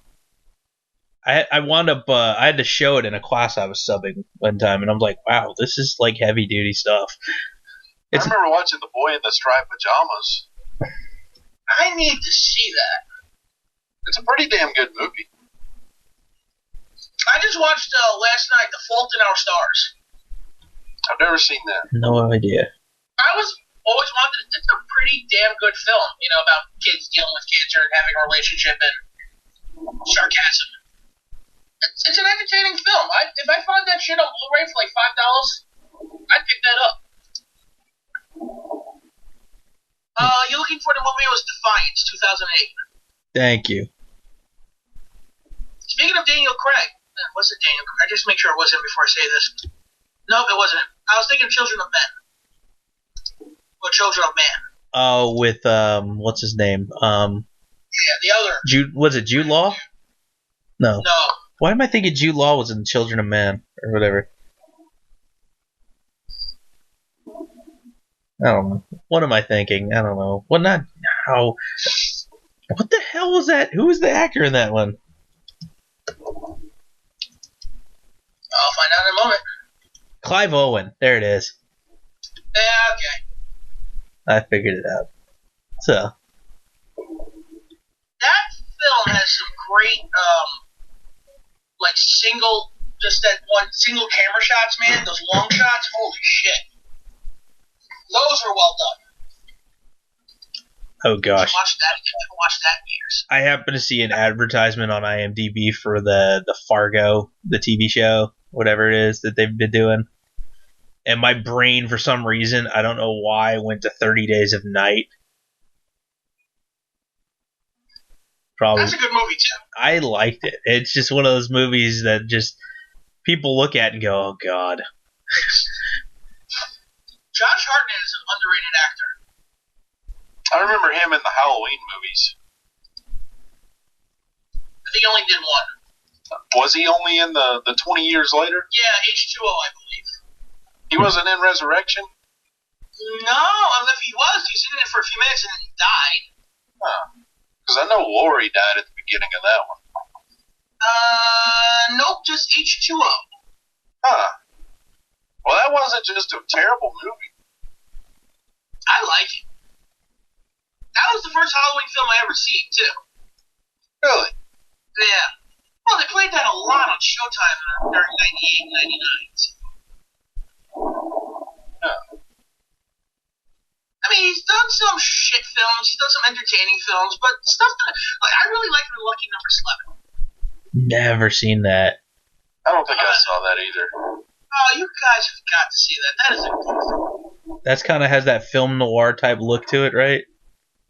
No, not really. Oh, okay. It's more of a comedy mystery type thing where, you know, it's kind of like Rashomon. Huh? Almost. Was it Rashomon? No, Yojimbo. Where they're kind of hiring one guy to kill another guy, and one guy's trying to get hiring him to kill the other guy. Only he's doing it in a way to kill them both. Interesting. To get revenge. Interesting. So it's sort of like a throwback to Yojimbo, but on a modern level with gangsters and comedy and shit. Interesting. Ben Kingsley and Morgan Freeman and Bruce Willis are in it as well. Nice. And I see on here Lucy Liu. Yeah, oh Jesus, she is nice to watch. Yeah, dude, she's good looking. Let's see. I think I saw Stanley. Yeah, I did see Stanley Tucci's name on there too. He doesn't have a big enough role, if you ask me. But that's really Stanley Tucci. But yeah, I mean, that movie alone, if you really want to see Josh Hartnett do really well as an actor, that's the film to watch. Anyway, I think you guys should just watch it. So you're gonna do that now, right? Sure. Well, whoever's breathing that heavy needs to go see a doctor. It's probably me. Why did this open stupid? I don't want to. Dude, I didn't click on the stupid Transformers fucking movie. I'm trying to click on. I clicked on the Stanley Tucci's filmography, and he's finishing up a movie right now. They're in post production called Patient Zero. This actually sounds pretty cool. So Probably horrible.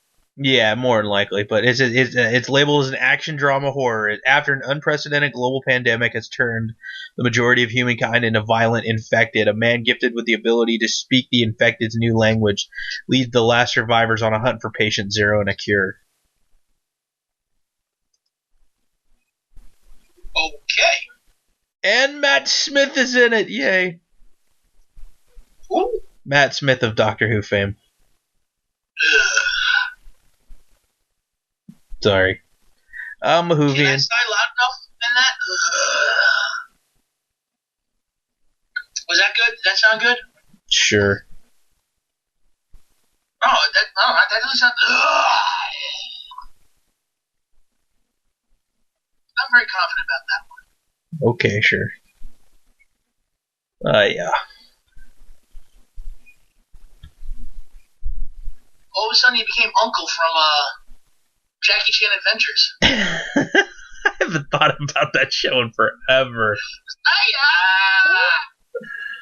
Yeah, well, when you coach badminton and 99% of the kids you coach are Asian, you pick up some of the tendencies and the lingo.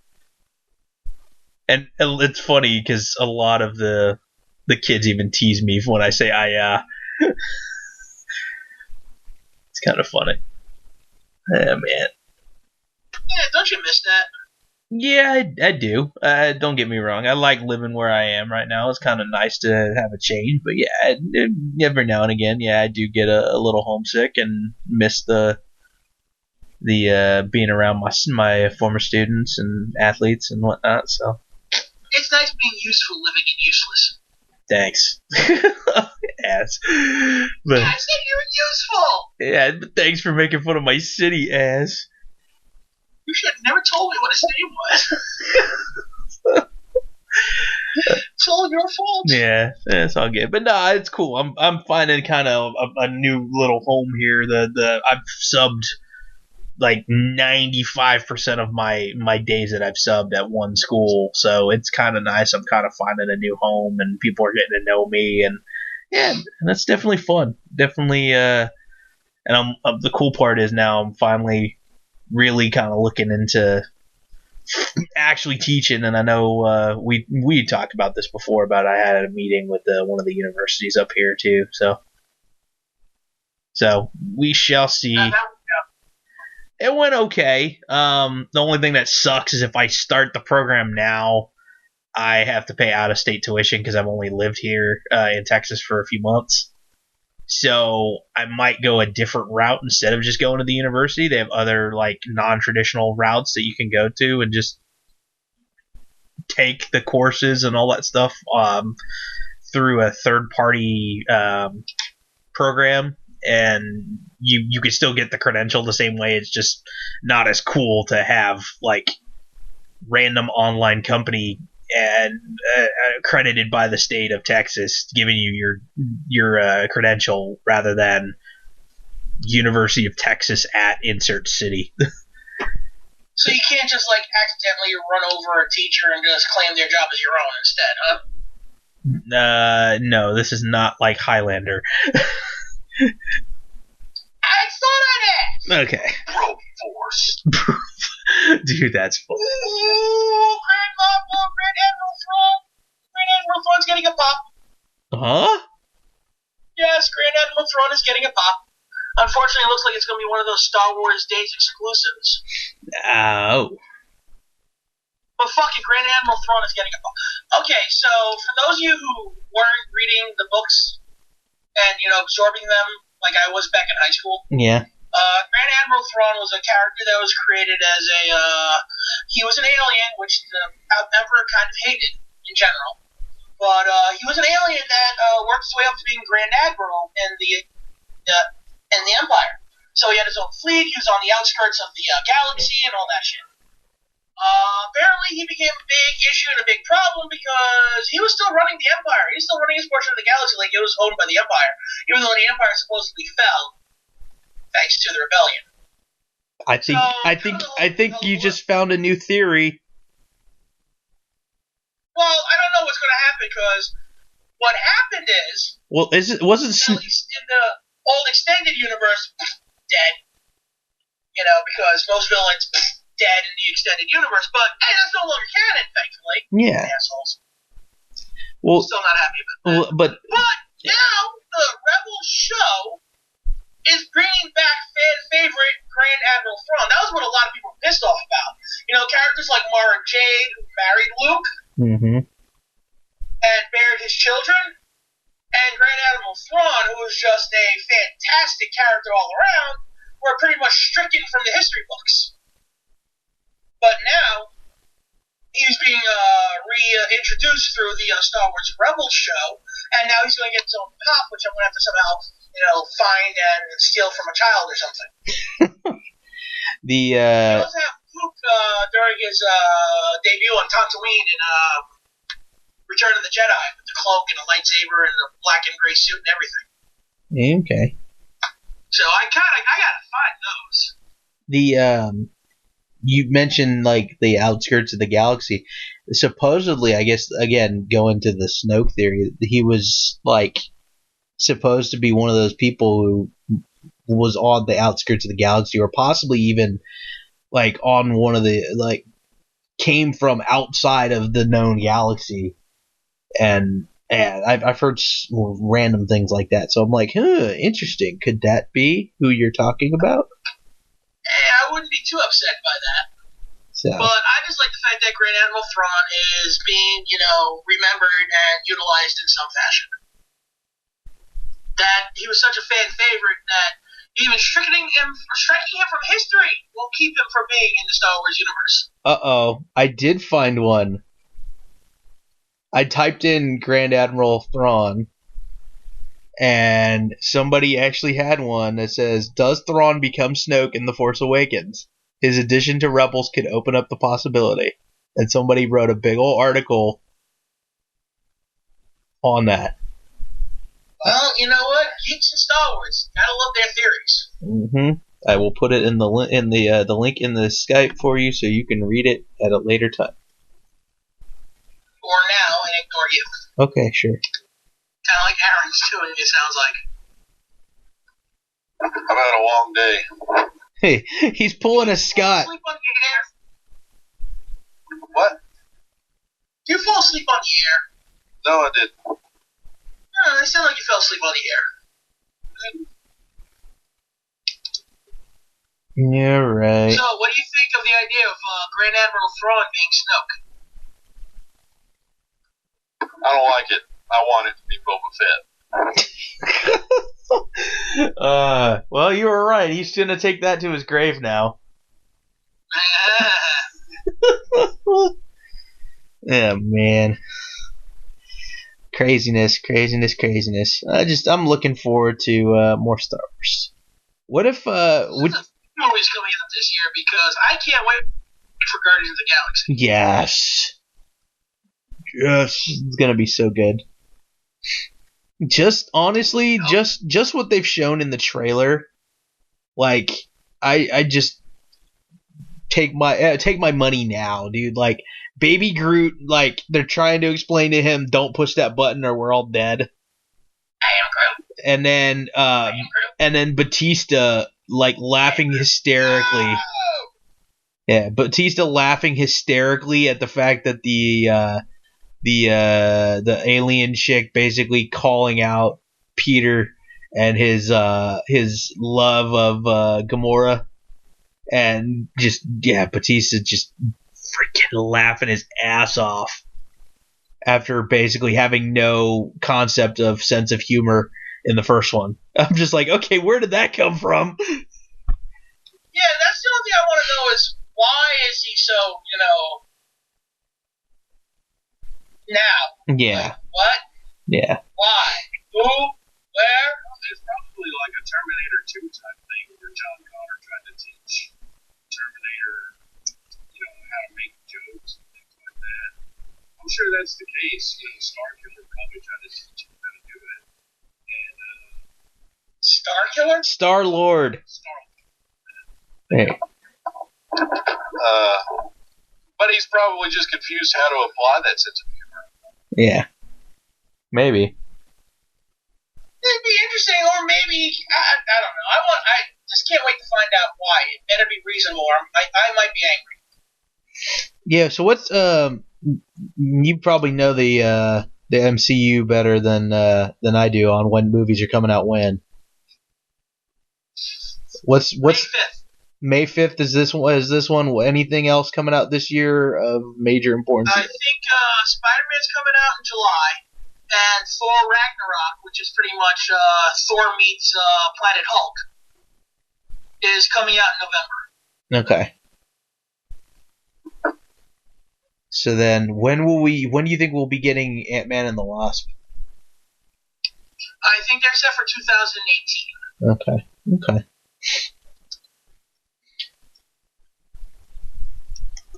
All right, man. Shoot, I'm looking forward to the Ant-Man and the Wasp. I want to see that one. I just need more runs, you know. Yeah, dude. Like, in all honesty, I didn't think anything of it when he first started, and then I thought it was gonna be shit, and I started seeing commercials for it. I'm like, I kind of want to see this now. Yeah. Oh, it was funny. And that was one of the few movies I actually went out of my way to see in 3D, and it was worth it. I don't like 3D. 3D literally hurts my eyes, and I see shit blurry in 3D, and yet this worked for me. Yeah, I don't like 3D either. I'm not that person. Another thing I thought was really funny is, okay, so we all know basically Logan is going to be the last appearance of Hugh Jackman as Wolverine. And he, in an interview at one point in time, said that, hey, in a different universe, if Marvel was able to get the rights back from with the X-Men and all that kind of crap officially, so that they could do their own movies, that he'd be willing to come back as Wolverine somehow. And there's a meme going around with that, and then Doctor Strange saying, Dormammu, I've come to bargain. Oh, and I'm like, oh god, here we go. Over and over and over again till we get it right. I'd be down for one. I won't lie. You know, we spent nearly 20 years with this character. Yeah, I know. It would be really hard to see anybody else as Wolverine. But I don't want to see anybody else as Wolverine. I'd rather there be no other Wolverines. Yeah, I agree. No, let's see what Marvel Phase 3 looks like. Alright, last thing we do, and then I'm gonna go to sleep. Call it a night? Yeah, we already lost Aaron. Aaron was falling asleep on air. As much as he wants to deny it, we kind of know. Yes, we do. Alright, so Phase 3 started with Captain America Civil War. Okay. Did you see that? Yes. What do you think of that? Civil War was freaking awesome, dude. Who was the best character in that? Who is the best character in that one? Honestly, I'm gonna sound like a homer, but I like the whole the random characters that they just added in for no reason. Well, not for no reason, but having Ant-Man and Spider-Man in those it made me like so happy. Wrong! It was Black Panther. Yeah. Ant-Man and Spider-Man were tied for second. Okay. Isn't Black Panther Ant-Man, when he grew really big. Giant, yeah. But because you can tell even through the mask when his eyes are just like that batshit wide, going, I am fucking huge. Yeah. Yeah, Black Panther. That's so good. He's getting his own movie, yeah. Black Panther? Yeah. Hell yeah! I can't wait. It's supposed to be like very political, Yeah, but like. Was but it? then again, so was Captain America too. Was it? Now, was it? Winter Soldier is very political also, so I don't see that being a bad thing. Now, okay, I gotta. You know the history better than I do. Was it Storm and Black Panther an item at one point in time? Yes, for a short time. Apparently, either fans really liked it or really hated it, and then they got them divorced. Okay. Because no one can have a happy marriage in Marvel Comics. Okay. Except for Luke Cage and Jessica Jones, and even their marriage is not happy right now. Okay. Oh yeah, dude. If anything, you gotta get Netflix for Iron Fist. That's on there now. So you enjoy it? No, I haven't watched it yet. I just figured you'd probably want to get it to watch it. A lot of people are shitting on it. Oh man, I haven't watched it yet. I have it on my queue. I will eventually. I'll just wait for the DVDs to come out and I'll probably own them. Okay. The only DVDs I don't have so far is Iron Man 3 and The Incredible Hulk and Avengers Age of Ultron. Okay. It's not that I don't like Incredible Hulk, I just haven't liked it enough at the prices that I've seen it at. Yeah, no, I get you. You know, if I saw it for cheaper, I'd own it. Iron Man 3 I actually haven't seen yet. It's the only of the films that I haven't seen. And Avengers Age of Ultron is one of those I'll own it when I own it type things. Yeah. Every other film I own, there's only one that I didn't go out of my way to buy. And that was Iron Man 2, and I only saw it after I bought it, and I didn't hate it. You know? I actually enjoyed it. Plus, Don Cheadle as War Machine is never a bad thing. So phase 3 here, you said we got we've already had Civil War, Doctor Strange. We're getting Guardians of the Galaxy, Spider-Man, and Thor Ragnarok. Yeah, and then we got next year we have Black Panther, Avengers Infinity War, which is part 1 of the movie, I think. Okay. Then we have Ant-Man and the Wasp, Captain Marvel, which both take place in between Avengers Infinity War, so I question how that's going to work. And then we have an untitled Avengers film, which will be the close to the Thanos saga that has started for, back in technically 2008. Now, what is this about Inhumans? I've seen something about Inhumans as well. They've canceled that. No. It's probably not a bad thing because they tried to push Inhumans in the comics and fans weren't having it because they were replacing mutants and fans still like mutants. Okay. You know? For a while, Marvel had an embargo on a few things. Excuse me. Since Fox has the rights to Fantastic Four, we're not allowed Fantastic Four comic books or characters anymore. There's a card game out there called Legendary. It's a type of deck building card game. You choose 5 to 6 characters depending on how many people are playing the game, and you use them as part of the game. Now, one of the decks was, of course, Fantastic Four, right? That was one of the expansions. They did a limited print on it because Marvel said, fuck you, you can't do that to Upper Deck. And Upper Deck went, oh. So that shit's going for like $200 now. Oh, well. For like 100 cards. Damn. Not cool. Not cool, Marvel. Upper Deck has even said, outright, once Marvel gives them the okay, that'll be the first thing they reprint. Nice. Making all the prices go down. Yeah, absolutely, and rightfully so. No one should have to pay that much money for fucking cardboard. Yeah. Granted, it's printed cardboard, it's pretty and it's fun to play with, but it's still fucking cardboard. It's one of the reasons why I'm so glad I'm not doing Magic anymore. My God, I'd be destitute right now. Anyway. So Marvel kind of put an embargo on Fantastic Four. There's nothing Fantastic Four right now. And they put an embargo on X-Men because, Fox has the rights to that too. And Fox has been making a shitload of money off of that. Now, the reason why you still see X-Men comics and X-Men merchandise is because Fox has been making a shitload of money off of that. Yeah. Where Fantastic Four movies have flopped like shit. Oh, God, yes. Ugh. Yeah. So now Marvel's like, well, we're going to continue to push the Inhumans, but since fans aren't as receptive to the Inhumans as they are to mutants, we're still going to make mutant comics because people still want them. And we're going to actually put, people who want to make mutant comics again and shit like that. Yeah. So there's actually an effort to make, mutant X-Men and shit like that more accessible and popular without, having the Inhumans try to replace them because fans aren't having that shit. But fuck you, I still want the Fantastic Four. It would be nice if they actually did it right, but whatever. You know what? I just wish Fox would let that shit go.